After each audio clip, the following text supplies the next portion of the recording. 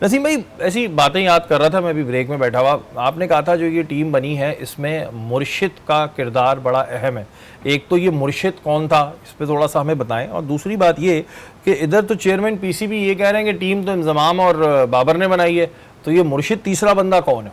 अभी मैं मुर्शिद पे भी आता हूँ। मुर्शिद का हमने पहले भी जिक्र नहीं किया था। मैं तो ये चाहता था कि मुर्शिद का जिक्र ज़रा एक आध मैच और हमारा हो जाता तो फिर हम उस पर ज़रूर बात करते, क्योंकि बहुत सारी चीज़ों में कॉन्फ्लिक्ट ऑफ इंटरेस्ट नज़र आता है। मैं थोड़ा सा पहले आपको ये जो अभी शादाब ने बात की, बॉलिंग रिदम पे बात की, तो शादाब साहब आप ही ने करना है, किसी और ने नहीं करना। आप इस टीम के सबसे की स्पिनर हैं और आपकी परफॉर्मेंस सबसे ज़्यादा ख़राब है। तो पैचेस में आपने कहाँ पे अच्छी बॉलिंग की? मुझे आपने अगर पैचेस पे भी गेंद की होती तो फिर मैं कहता कि ज़बरदस्त आपने बॉलिंग किया। समझ ही नहीं आया हम लोगों ने अब तक बॉलिंग कैसी की है। दूसरी, आप मिकी आर्थर साहब भी ये बात कहते हुए दिखाई दे रहे हैं कि पाकिस्तान की आई जो है वो अब सेमीफाइनल की जानिब है और हम विनिंग स्ट्रीक को जो है वो कवर करने के लिए जा रहे हैं। अल्लाह करे, मैंने आपको कहा ना, ये मुट्ठी अगर बंद होगी तो उसी सूरत के अंदर आप कवर कर सकते हैं शरीफ भाई, वरना चांसेस बहुत कम है। आपने बात की मुर्शिद की, काफ़ी चैनल्स पे भी और भी डिस्कस हो रहा है, काफ़ी लोग इस पर बात करते हुए दिखाई दे रहे हैं। देखिए, कॉन्फ्लिक्ट ऑफ इंटरेस्ट, आपको पता है सबसे ज़्यादा पैसे की आमदनी कहाँ से होती है? सबसे ज़्यादा पैसे की खिलाड़ी की आमदनी होती है टेलीविज़न के इश्तिहारात से। मुख्तलिफ इश्तिहारात में जो मुख्तलिफ कंपनीज़ के लिए काम करते हैं वो करोड़ों में होती है।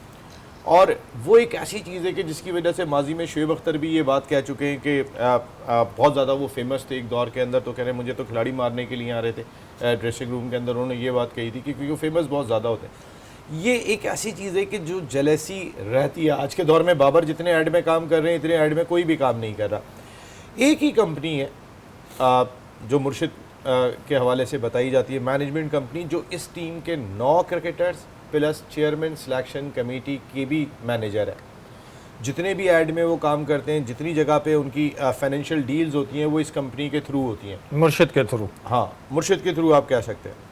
और वो उसके ऊपर ना आपको मैं बताऊं, एक मैं सुन रहा था अभी एक चैनल पे, एक हाई ऑफिशियल इंक्वायरी भी जो है वो इस पर बैठ गई है।